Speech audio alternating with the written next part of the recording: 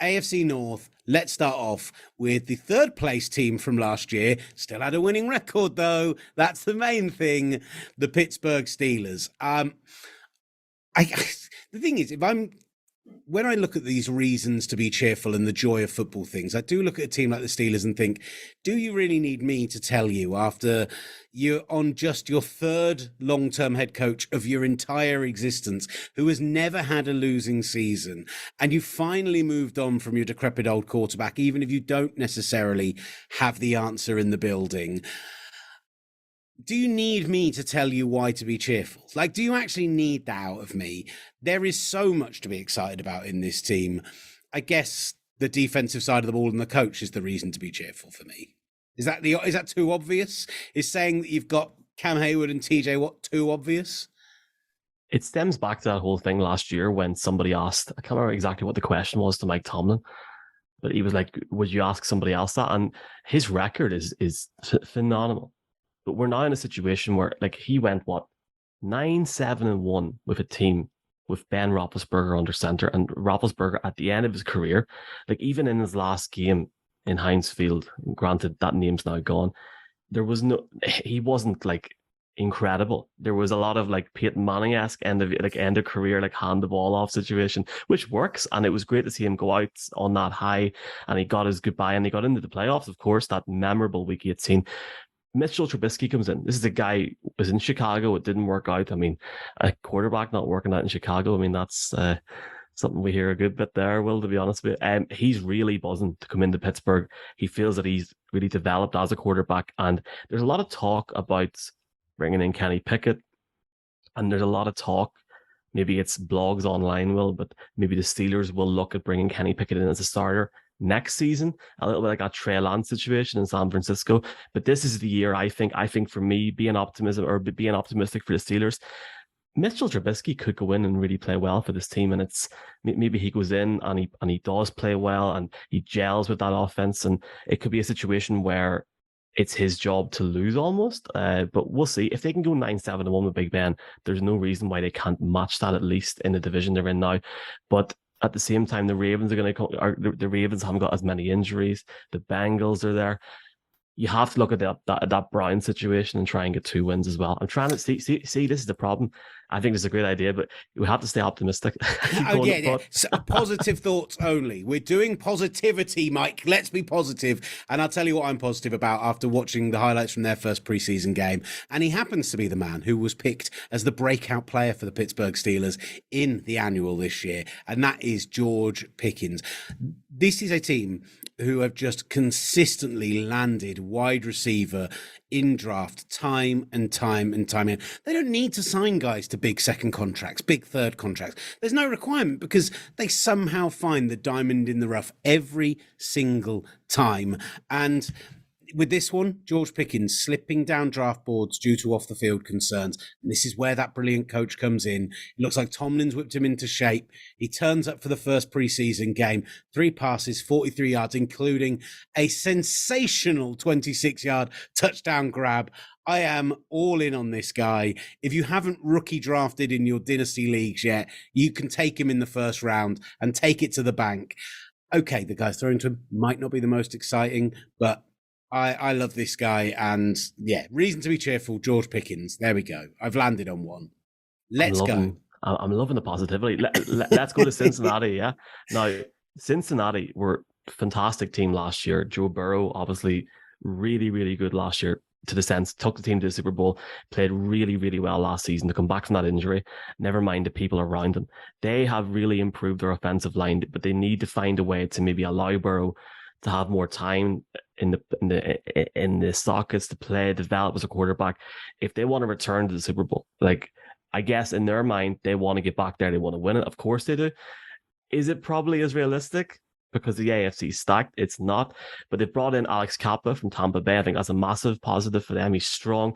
He once tried, Will, to play through a broken leg, and he was also able to play for a broken arm before. So if he can go from maybe a starting caliber right guard in the league to one that stands out as one of the best in the league, mine with Jonah Williams as well, the Bengals have a lot to be positive of, because if they can get to the Super Bowl with quite maybe poor or average offensive line play last year, well, Bob's your uncle this year. Surely this is it now if they improve the line.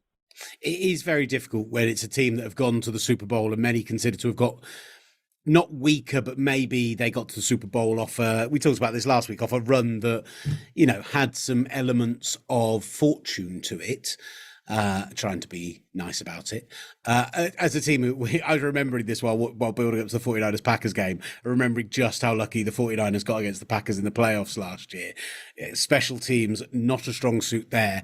But their first preseason game, not a pretty one, didn't play a lot of the starters, but it's a really ridiculous thing to pick as my reason to be cheerful, but I'm just going to say it.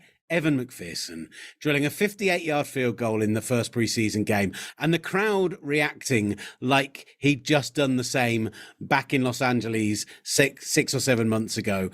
He is clearly an absolute superstar in Cincinnati. You've still got a great roster from last year. You've still got Von Bell. You've still got so many of those pieces on that defense that work so well. I am all in on the Bengals still being a good playoff team. And, once you're in the dance, anything can happen, just like it did this year. See you in Arizona then next year. We were both in LA. All right, let's I did not see this, that. Will, until afterwards. Did you notice at the time? Do you remember Evan McPherson was sitting?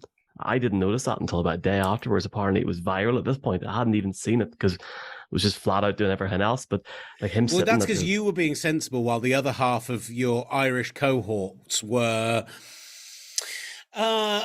enjoying themselves. Let's put it that way. It was good fun. Talking about good fun, we have to now talk about the Browns. Now, the Browns, again, positivity, the joy of the NFL. For me, I'm going to say Amari Cooper is their optimism, their thing to cling to this year.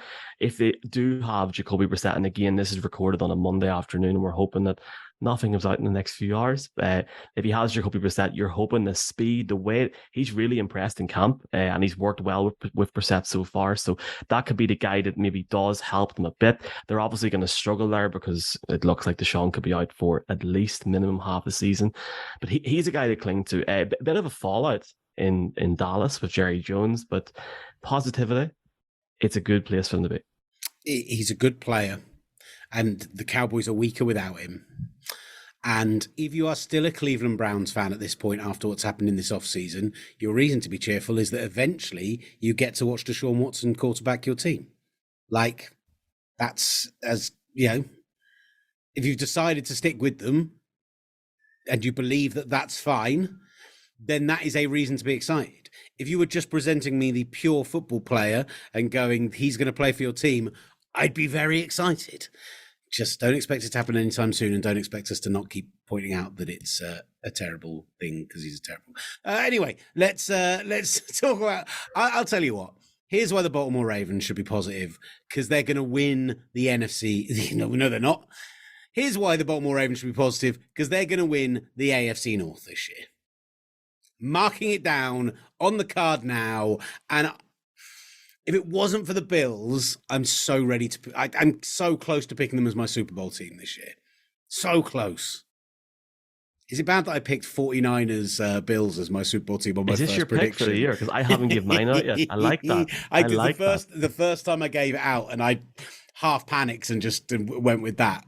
It's after I'd been effusive with Trey Lance praise for about 4 minutes, and then someone went, "Who's your Super Bowl pick this year?" And I was like, "The 49ers Bills." I don't know. Anyway, you have Ravens. To stick to it now.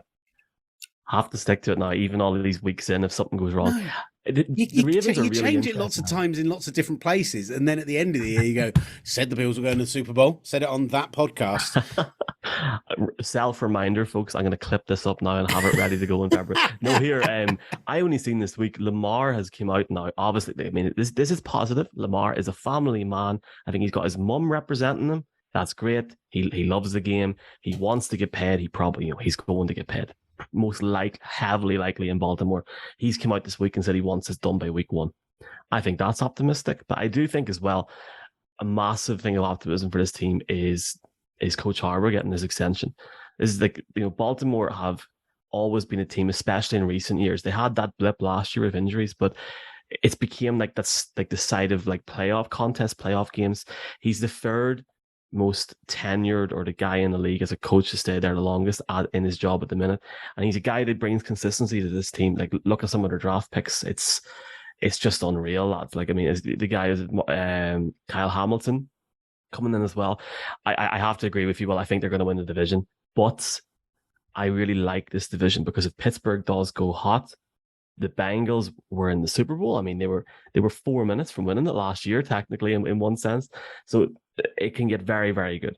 And it's just, that's optimism. That's positivity. So if I'm a fan of any of these teams, I mean, especially the Ravens, the Bengals, and the Steelers, I can see massive optimism. So it's going to be a great year, man. The rookies look fantastic in their preseason game as well. Jordan Stout, the punter, looks absolutely unreal as a rookie guy coming in. They've got rid of one of the most overrated wide receivers in the NFL in Marquise Brown and managed to get really good draft picks for him. And I thought both Kyle Hamilton and Travis Jones in these snaps that I've watched look really good as well. Loads of reasons to be positive for this team. Almost too many reasons. I almost feel like I need to move on because it's upsetting me. If anything happens to Lamar Jackson, Tyler Huntley's grand. Do you know what I mean? Like, I actually enjoyed watching him the other night, so it's all good in Baltimore.